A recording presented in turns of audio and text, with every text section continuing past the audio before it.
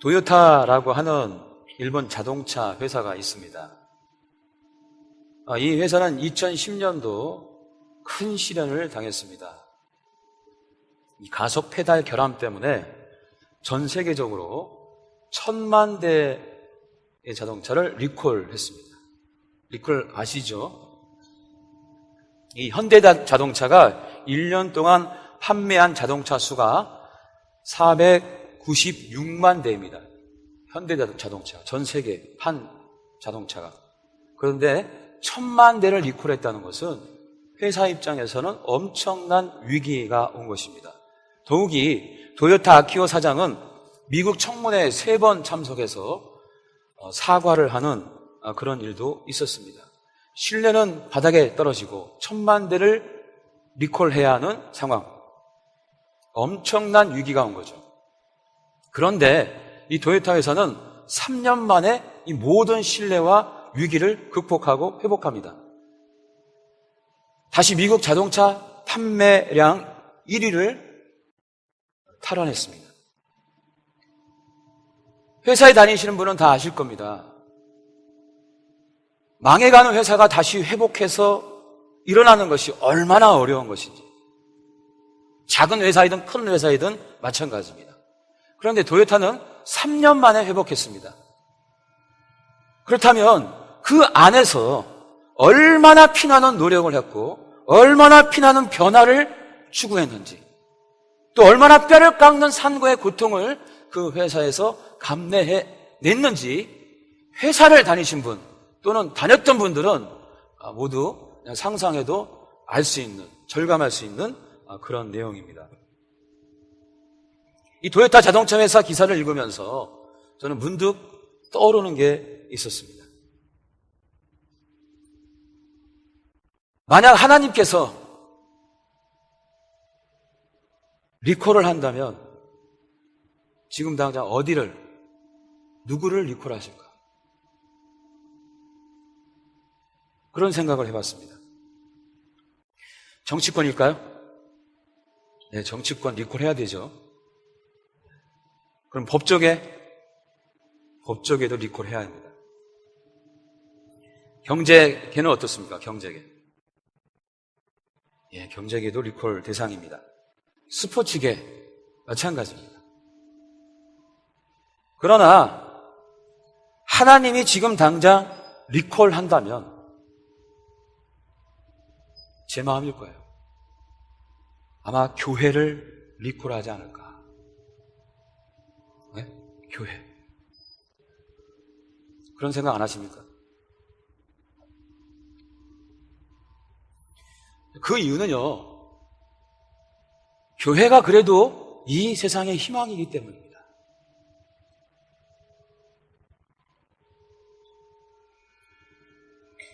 그럼 교회를 리콜한다고 할 때, 그러면 교회 건물을 리콜해서 하나님께서 리모델링 해주셔서 다 나눠주실까요?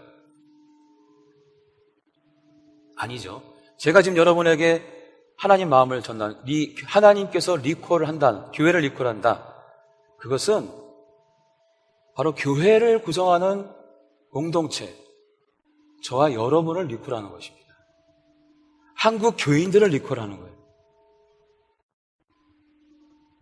그렇게 하나님이 리콜해서 우리들을 뭘 하실까요? 변화시킬 겁니다. 고치실 거예요. 우리를 고치실 거예요. 변화시키실 거예요. 뭘 고칠까요, 여러분? 여러분 외모를 고쳐줄까요, 하나님이? 리콜해서 리콜 다 대상이긴 하네요, 진짜. 외모가. 네, 저를 포함해서. 네. 저도 좀 고쳐야 됩니다. 제 견적을 빼봤더니, 제 신체하고 얼굴 다 견적 빼봤더니, 지방 흡입까지 해서 한 3천만 원 견적 나왔습니다. 성형외과 인터넷 한번 해봤더니, 여러분들은 여기 한 2천만 원, 여기 5천만 원짜리 있습니다. 네, 있습니다. 외모를 바꿔주시나요? 아니면 오늘 임직식인데 오늘 장로님들 또 안수 집사님, 권사님들이 임직하는 날이죠. 하나님 리콜해서 다 장로 직분 줄까요? 리콜해서 다 목사 직분 줘야 되는 건가요? 하나님 뭘 바꾸실까요? 리콜한다면 한국 교회를 살리고 한국 사회를 살리고 세계를 살릴 수 있는 이 교회의 갱신, 무엇을 바꾸려고 할까요? 바로 우리의 속사람입니다. 우리의 속사람이에요. 오늘 말씀이 하나님께서 우리를 리콜해서 바꾸신다는 걸 말씀하시는 겁니다. 그래서 어느 지점까지, 우리의 속사람의 어느 지점까지 변화시키기를 원하는가? 자, 봅니다. 에베소서 4장 13절입니다. 오늘 말씀을 같이 한번 봉독해 봅니다. 시작.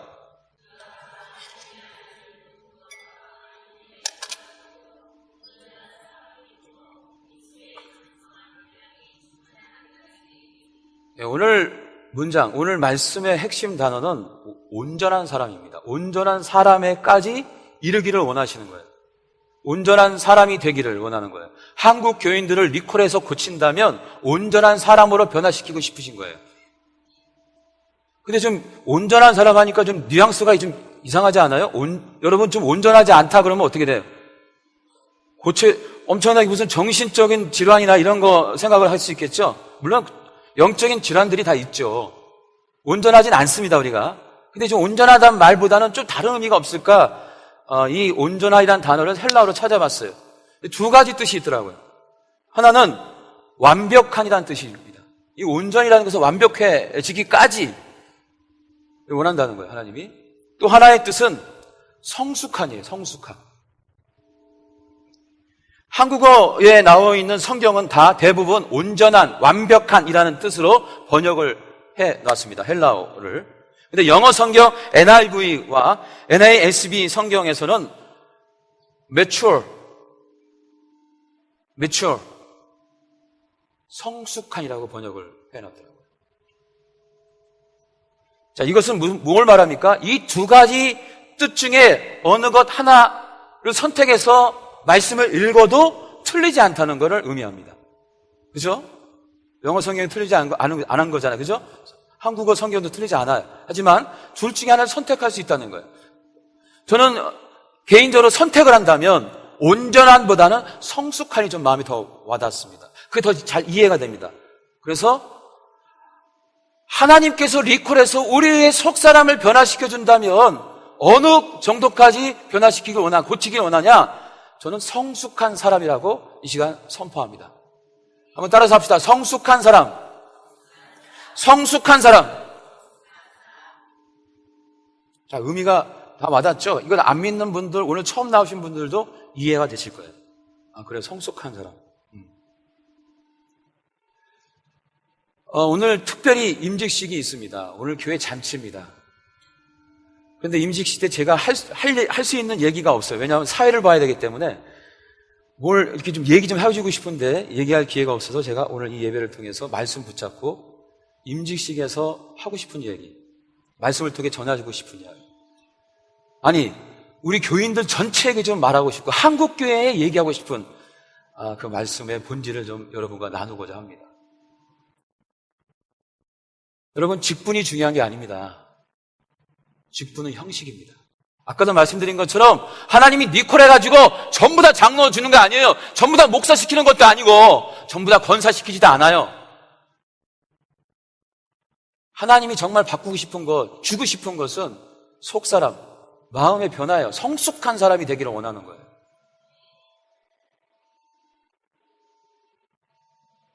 자, 그래서 하나님이 우리를 리콜해서 바꾸신다면 딱 하나입니다. 바로 우리의 속사람, 성숙한 사람으로 바꾸려고 하신다. 그러면 이제 여기서 또 질문을 해야 합니다. 하나님은 어느 정도까지 우리가 성숙해지기를 원하는가? 어느 정도까지? 자, 어느 정도까지일까요? 말씀이 나와 있습니다. 에베소서 4장 13절을 또 같이 한번 읽어봅니다. 시작.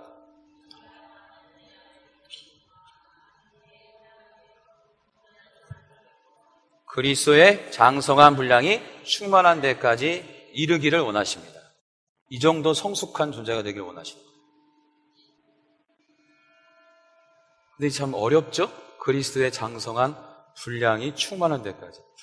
이렇게 이해하시면 됩니다. 그리스도로 충만한 존재가 돼요. 그리스도로 충만한 경지. 이것도 잘 이해가 안 되시죠?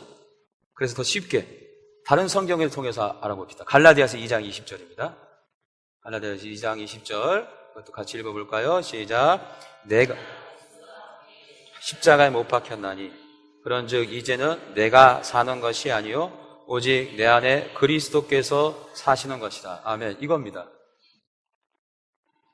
오늘 성경에서 말하는 성숙한 사람의 경지는 그리스도로 충만한 사람이에요. 그리스도로 충만하다는 게 뭐냐? 오늘 갈라디아서 2장 20절 보니까 나는 죽고 예수로 충만한 거예요. 나는 죽고 예수가 사는 거예요. 나는 없고 예수가 존재하는 거예요. 이게 하나님께서 우리를 리콜해서 변화시키고 싶고 고치고 싶은 경지예요. 성숙한 사람의 진정한 모습이에요. 성숙한 것은 내가 태어날 때 성격이 좋고 이런 게 아닙니다. 인격 수양 이게 아닙니다, 여러분. 성숙함의 성경적인 본질은 나는 죽고 예수가 살아야 돼. 내 안에서, 내 속사람에서. 나는 없고 예수가 많아야 돼. 이게 그리스도로 충만한 경지예요.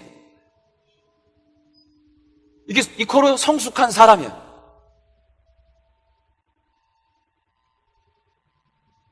오늘 본문에서 그리스도의 장성한 분량이 충만한 데까지 이르는 것이라고 표현한 것이 바로 성숙한 사람의 경지고 또 나는 죽고 예수가 사는 사람의 경지. 다른 표현들로 하신 거예요. 똑같은 의미예요. 더 구체적으로 한번 이것을 삶에 적용해 봅니다. 어느 장로님이 계셔요. 그 장로님이 사업을 해. 자, 그렇게 생각을 해보자고요.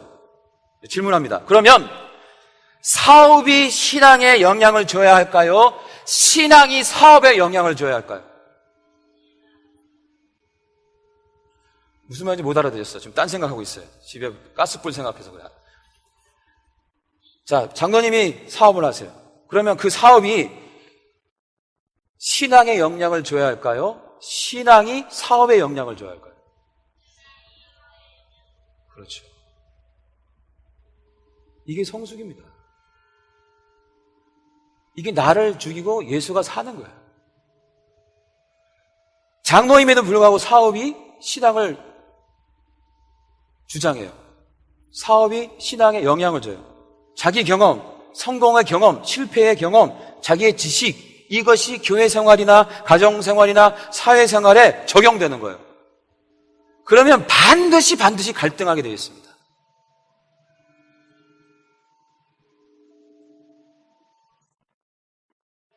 세상 사람들처럼 세상 사업하는 것처럼 머리 굴리고 당파 만들고 접대하고 싸우고 소송하고 경찰 부르고 뭐 문제가 있으면 그냥 이런 방법으로 저런 방법 세상에 똑같은 방법으로 나는 있고 예수가 없는 거야. 이거는요. 나는 없고 예수가 있으려면 어떻게 돼? 이것과 다르게 해야지. 신앙이 적용돼야지. 용서해주고 기도해주고 배려해주고 섬겨주고 이게 나는 없고 예수가 있는 거죠.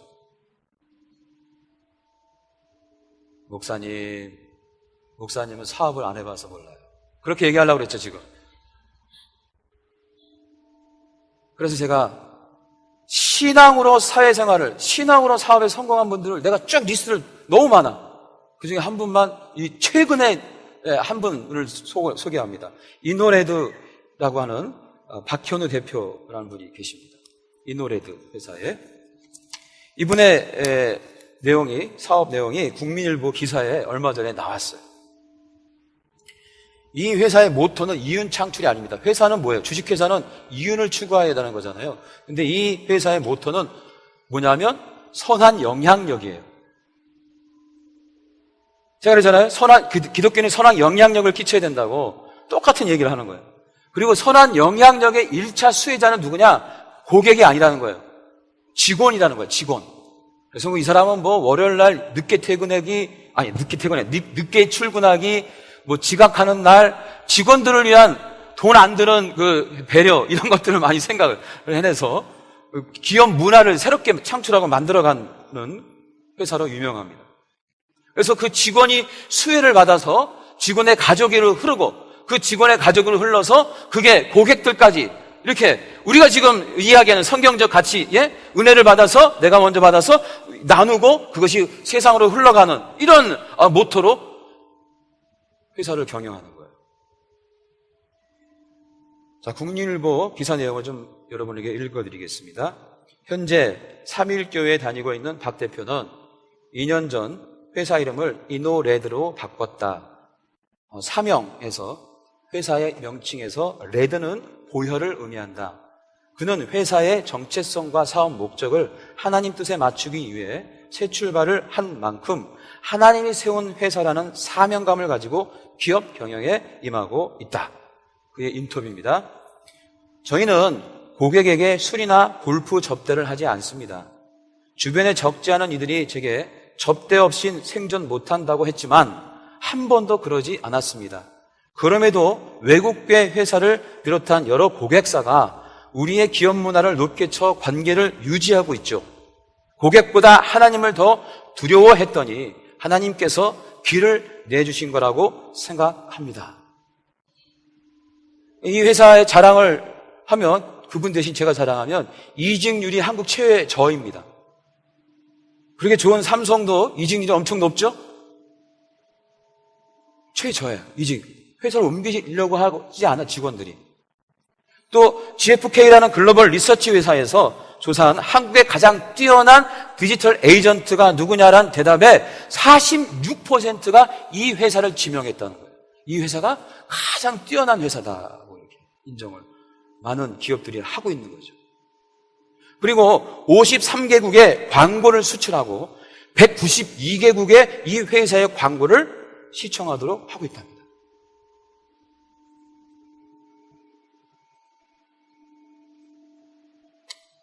이분 궁금하시면 인터넷 쳐보면 다 나옵니다. 또는 CBS 432회를 보십시오. CBS 세바시, 세상을 바꾸는 15분. 거기에 강연을 했습니다. 굉장히 도전이 돼요. 여러분, 내가 성숙되어진다. 나는 없고 예수가 있다. 나는 죽고 예수가 산다. 이게 너무 어렵게 생각하지 마세요. 삶 속에 신앙을 적용하면서 사는 거예요. 교회 생활을 신앙을 적용하면서 사는 거예요. 가정생활도 신앙을 적용하면서 하나님 관점으로 아이들을 보는 거예요. 그렇게 양육하는 거예요. 사회생활도 하나님의 관점, 신앙으로 적용해 살아야지. 어떻게 거꾸로 사회에서 했던 그런 모든 가치관이 교회에 들어오고 그런 기준으로 사람을 평가하고 그럼 뭐가 일어납니까? 반드시 갈등이 일어나게 돼 있어요. 나는 죽고 예수가 살아야 돼요. 성숙한 사람이 돼야 돼요.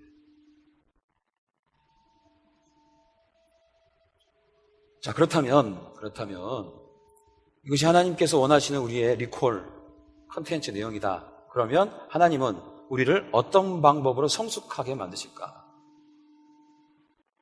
만약에 리콜 하시잖아요. 그럼 어떻게 우리를 바꿔가신다?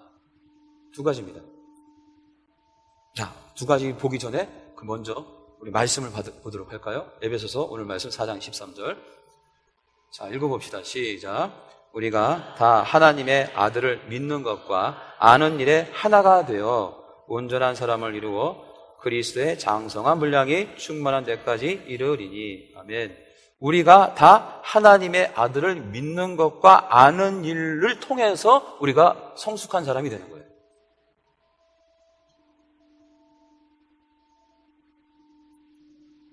하나님의 아들은 누굽니까? 예수님. 예수님을 아는 것과 믿는 것과 아는 것. 이게 또 중요해요. 항상 하나님께서는 1.1핵도 뜻을 반영하지 않고 그냥 무의식으로 쓰시지 않았어요. 믿는 것과 아는 거예요. 믿는 게 중요해요, 먼저. 알고 믿는 게, 이거 신앙 이런 게 있을 수 없어요. 믿고 난 다음에 아는 거예요.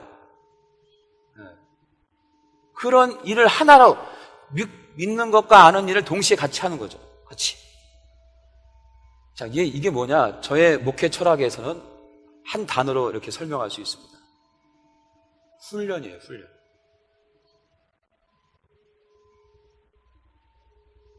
하나님 우리를 성숙한 사람으로 만들기 위해서 두 가지 훈련 방법을 사용하십니다. 첫 번째 방법, 하나님이 직접 개입하셔서 시련을 줍니다. 시련입니다, 시련. 고난이라고 하기도. 이건 마귀가 주는 유혹과 다릅니다. 마귀가 주는 유혹은 망하게 하는 거고, 하나님이 주신 시련은 우리를 흥하게 하고 복 주시는 겁니다. 자, 시련을 통해 훈련하신다는 하나님 말씀을 한번 보도록 할까요? 욥기 23장 10절입니다. 제가 읽겠습니다. 그러나 내가 가는 길을 그가 아시나니 그가 나를 단련하신 후에, 훈련으로 바꿔도 돼요. 훈련하신 후에 내가 순금같이 되어 나오리라. 이게 무슨 말씀이에요? 내 속사람, 내가 무슨 순금이 된다는 게 아니잖아. 내가 속사람이 순금, 아주 정제되고 깨끗해진다는 거 아니에요? 그게 뭐예요? 훈련받아서 순금, 정금, 성숙되어진다. 내 안이 악취가 나고 냄새나는 나의 죄악, 나의 생각, 물론 나의 생각도 하나님의 생각을 도움을 받을 수 있지만 결국 나라는 존재가 충만한 게 아니라 내 안에 예수가 있다는 거예요. 예수가 살아있다는 거예요. 이것이 순금 같다는 거죠. 정금 같다는 거죠. 무엇을 통해서? 단련하신 후에, 훈련하신 후에. 그런데 하나님의 훈련 방법은 시련이에요.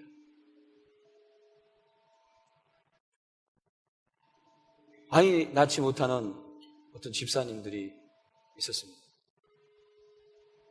한 10년 동안 아이를 못 낳으니까 너무 가슴이 아프고 힘들어하시고 고통 가운데 있습니다.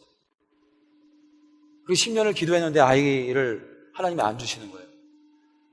그런데 11년째 되는 때에 하나님께서 생명을 주셨어요. 이 두 집사님 너무 기뻐가지고 할렐루야 할렐루야 저를 찾아서 아기가 생겼다고 막 너무 기뻐하는 거예요. 몇 개월 동안 정말 행복한 생명의 잉태 과정을 경험한 거죠. 그런데 또 얼마 지나지 않아서 병원에서 심각한 진단이 나왔어요. 아이의 심장이 피가 들어가고 나와야 되잖아요. 근데 들어가는 데가 혈관이 안 보인다는 거예요. 이 안이 죽는다는 거예요. 자라지 않는다는 거예요. 그래서 병원에서 낙태하라고 얘기를 하는 거예요. 이 두 집사님은 막 너무 충격을 받은 거죠. 그래서 금요 성령기도 나오고 정말 기도를 열심히 했습니다. 열심히 기도했어요. 그리고 마음에 결단했어요. 아기를 낳기로. 어떻든 낳기로. 낙태하지 않기로. 그렇게 결단하고 정말 하나님께만 기도하면서 10개월을 버텨서 아이를 낳았습니다. 생명을 잉태했어요. 그 아이가 어떻게 되는지 너무 궁금하잖아요. 그래서 또 진단을 받은 거예요. 병원에서 희소식을 알려줬습니다. 이 아이의 심장이 이렇게 들어가고 나오는 게 혈관이 다 보여야 되는데, 원래는 다 보여야 되는데, 이게 뒤쪽에 들어가는 게 형성이 돼서 안 보였다는 거예요. 근데 뒤쪽이 너무 얇다는 거예요. 그거를 앞쪽으로 좀 잘라가지고 앞쪽으로 연결해 보자고. 그러면 이 아이가 생명을 유지할 수 있겠다는 희소식을 전달해주고 아이를, 그 갓난 아이를, 어리지만은 살아야 하니까 수술을 하기로 결정을 한 겁니다. 어쨌든 이 두 집사님에게는 희망이 생긴 거예요. 수술을 했습니다.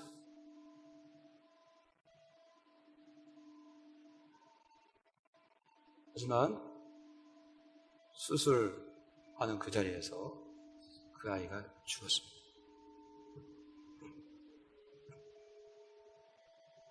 이 집사님 부부는 망연자실이죠. 하나님을 원망할 수밖에 없죠. 왜요?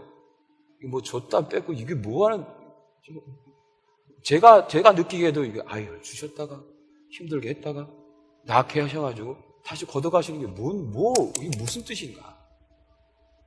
저조차도 정말 어떻게 설명할 길이 없는 거예요. 그 두 당사자들은 얼마나 힘들었겠습니까? 근데 이 두 분이 결국은 예배에 나와요. 예배자가 되었습니다. 예배자가 되어서 점점점 치유가 돼요. 그리고 어떤 결단을 하냐면 3명의 아이를 입양해서 키우기로 결단하고, 그리고 실제로 3명의 아이를 입양해서 키우고 있습니다.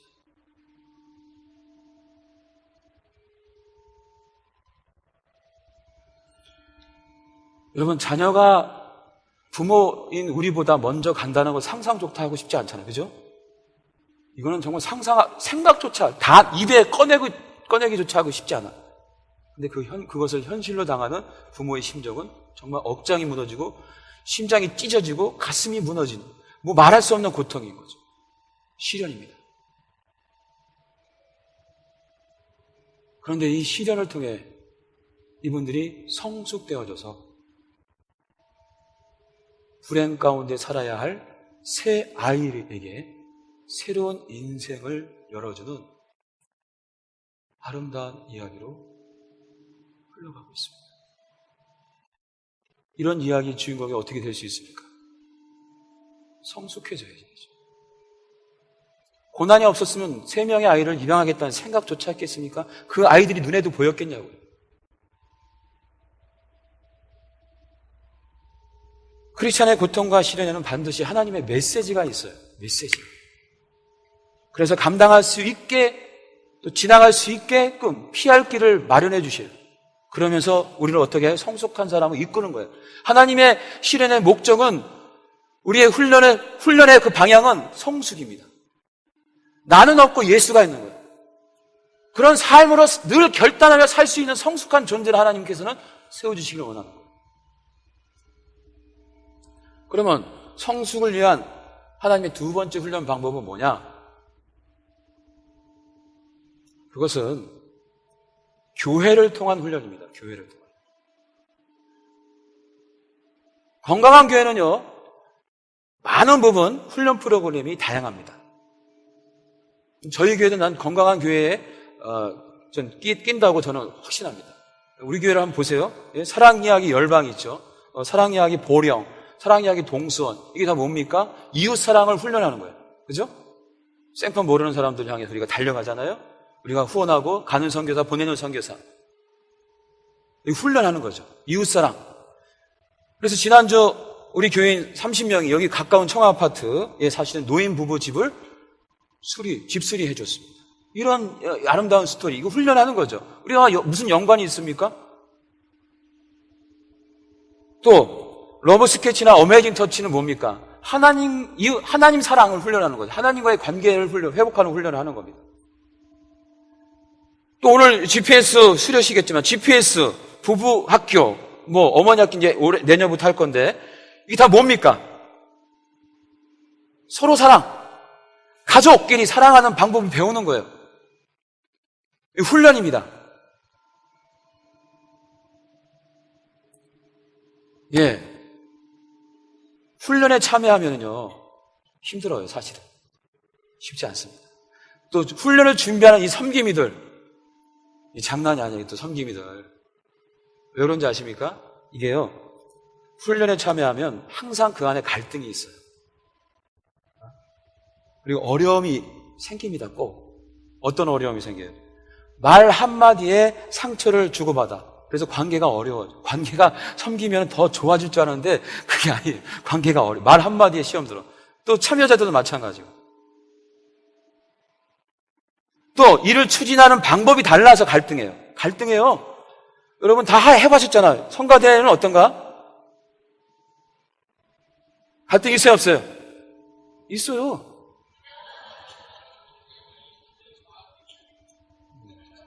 갈등이 있어요. 일을 추진하는 방법이 달라서 갈등은. 또 생각이 달라요. 이 성경적 가치관을 가르치려면 여러분 생각이 부딪혀요. 이거 엄청난 갈등입니다. 또 이해할 수 없는 리더의 요구를 들어줘야 하는 게 이게 시험 드는 거예요. 지금 제가 뭐 해서 하라고 하면 지금 시험 드는 데가 엄청 많을 거예요, 지금. 시험 드는 거예요. 근데 여러분, 이게 다 훈련입니다. 이게 다 훈련이에요. 이때 배워야 되는 게 뭐냐? 일을 잘하고 못하고가 아니라 이때 여러분이 섬기면서 참여하면서 배워야 될 것은 나는 없고 예수가 살아야 되는 거예요. 나는 내려놓고 예수가 충만해져야 돼요.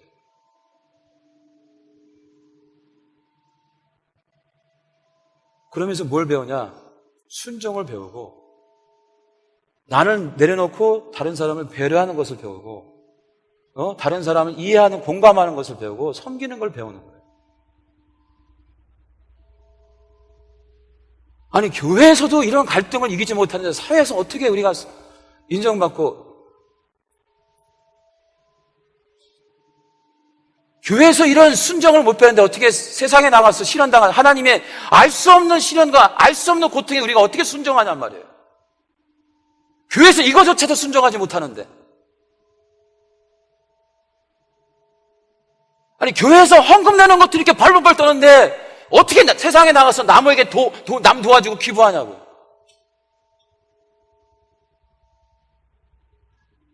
교회에서 이렇게 갈등하는 것을 해결하지 못하는데 어떻게 사회 나가서 사회생활을 잘할 수 있냔 말이에요. 교회니까 활동도 해보고, 생각과 내가 가치가 다르지만 순종도 해보고, 나를 내려놓고 예수를 한번 충만해보고, 이런 훈련을 쌓아서 나가야지. 이게 바로 하나님께서 교회를 통해 훈련해서 성숙시키고자 하는 하나님의 계획입니다.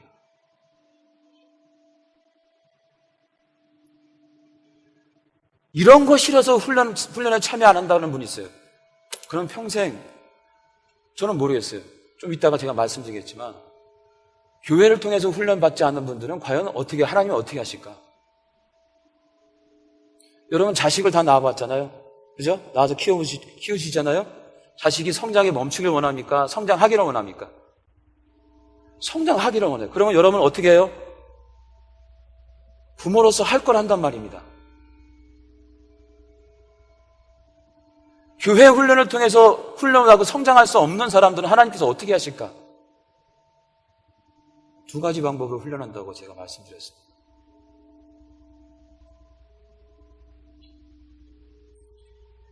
자, 그러나 여러분, 너무 무서워하지 마세요. 성숙해지면 복 받습니다. 자, 선포합니다. 성숙해지면 복 받습니다. 성숙해지면 하나님의 축복이 풍성합니다. 여러분이 생각하는 성경 인물 중에 고난이나 하면 떠오르는 인물이 누구죠? 그렇죠. 욥이죠. 욥입니다. 욥. 자, 욥이 고난 가운데 있다가 하나님의 축복을 받는 터닝 포인트가 있습니다. 축복을 다시 받기 시작하는 지점이 있어요. 그 포인트, 지점. 그게 어디냐면 바로 자신을 그토록 정죄하고 저주하고 자기를 힘들게 했던 친구들을 용서하고 그들을 중보기도 해주는 그 순간 복받기 시작합니다. 아, 놀랍습니다.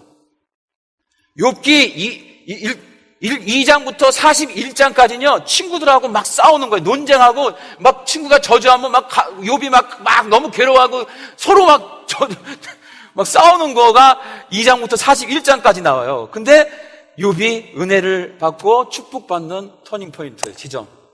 말씀 봅니다. 욥기 42장 10절. 같이 읽겠습니다. 시작.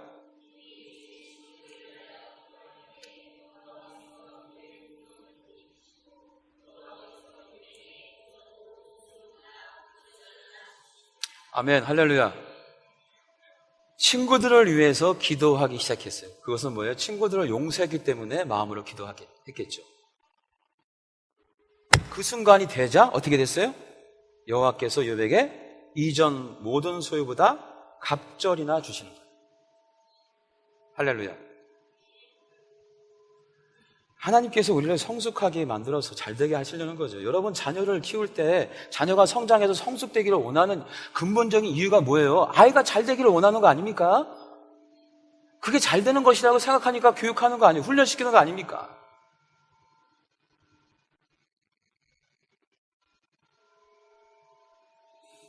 성숙해지니까 갑절의 축복을 받았어요. 이건 모든 분들에게 적용됩니다. 자, 이것과 관련해서 목사님 말씀이니까. 자, 상식적으로 한번 생각을 좀 해보겠습니다. 여러분, 주위에 보면 똑같이 성과를 냈는데 어느 사람은 인정받고 어느 사람은 인정받지 못하는 경우 있어요, 없어요? 네, 있어요. 똑같이 이만큼 성과를 냈어요. 근데 한 사람은 인정받고 한 사람은 인정받지 못해. 왜 그런 것 같습니까? 그런 것 때문에 열받을 때 많잖아요. 그죠? 왜 그런 것 같아요? 한번 인정해보자고, 생각해보자고. 그 중심에는요, 그 비결은요, 인간관계에 있습니다. 인간관계. 인간관계가 좋은 사람은 똑같은 성과를 내도 많은 사람들한테 인정받아요. 근데 인간관계가 안 좋은 사람은 똑같은 일을 완성하고 결과를 내와도 인정을 못 받는 거예요. 그 원인은 인간관계예요. 다른 거 없습니다. 왜 저 사람은 인정받고 나는 못해? 아무리 불평해도 그 본질은 인간관계예요. 그런데 여러분, 인간관계를 잘 맺는 사람은 누굽니까? 성숙한 사람이 인간관계를 잘 맺는 거예요. 이상하게 저 사람은 후배인데 참 하는 짓이 예뻐. 그런 사람 있어요, 없어요? 그 말 한마디도 참 저 사람 얘기 들으면 힘이 되고 뭔가 행동 하나가 배려해 주는 거예요. 똑같이 했는데 나보다 저 친구를 좋아하는 친구가 사람이 많아. 그 이유는 한 가지예요. 몸에 배어 있어요. 배려하고 좋은 말 해주고. 그래서 이 인간관계는 테크닉이 아닙니다. 자기계발서를 수없이 읽어보세요. 그렇게 변하나? 안 돼요. 존재가 그렇게 돼야 돼요. 성숙한 사람이 돼야 되는 거예요. 그래야 자연스럽게 일어나는 거예요. 여러분, 연예계에서도 그런 사람이 있잖아요. 유재석이 씨라고. 어떻게 10년, 15년 동안 그렇게 정상의 자리를 유지합니까? 이 쉬운 게 아니에요. 재능이 있다고 그게 유지되는 게 아닙니다. 관계입니다. 관계. 결국 하나님께서 우리를 훈련시켜서 성숙한 사람이 되게 만들어서 사회에서도 정말 하나님 사람답게, 하나님 자녀답게 멋있게 또 축복받고 인정받고 사랑받고 살도록 우리를 그렇게 인도하시고 축복하시는 거예요. 할렐루야.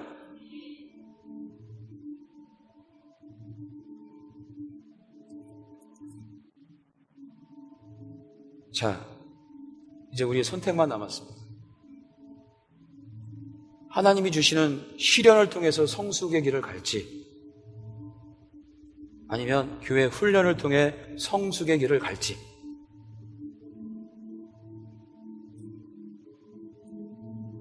오늘 임직식하는 날입니다.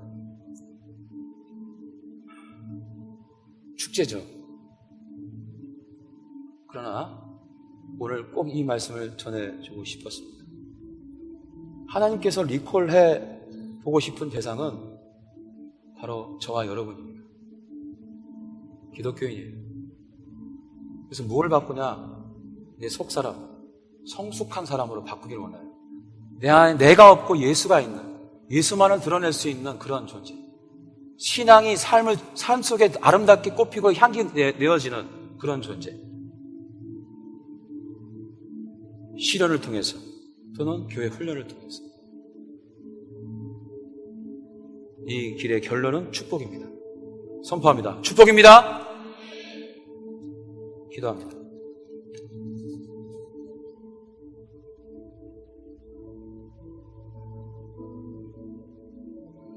하나님, 우리 교우들 아픈 분이 있고 힘든 분이 있고 고통스러운 분이 있습니다. 이 어둠의 터널을 반드시 지나서 하나님이 원하시는 이 성숙한 사람, 그리스도로 충만한 사람, 나는 없고 예수가 넘치는 사람, 그런 사람으로 세워주셔서 결국 찬란한 무지개, 하늘의 축복으로 충만한 욥이 갑절의 복을 받는 그 터닝포인트 지점에서 그 은혜를 맛볼 수 있는 모든 교회를 될 수 있도록 축복하여 주시옵소서. 축복하여 주시옵소서. 성숙함이 복받는 비결임을 믿게 하시고 그 길을 걷게 하여 주시옵소서. 이제는 우리 주 예수 그리스도의 은혜와 하늘아버지의 극진하신 사랑과 성령님의 감화감동 역사하심이 오늘 말씀 붙잡고 성숙한 사람이 되고자 원하는, 그래서 신앙으로 사회생활과 모든 생활에서 승리하고자 원하는 모든 성도들의 인생과 가정과 사업장과 이 교회 위에 이제부터 영원토록 함께하기를 간절히 축원하옵나이다. 아멘.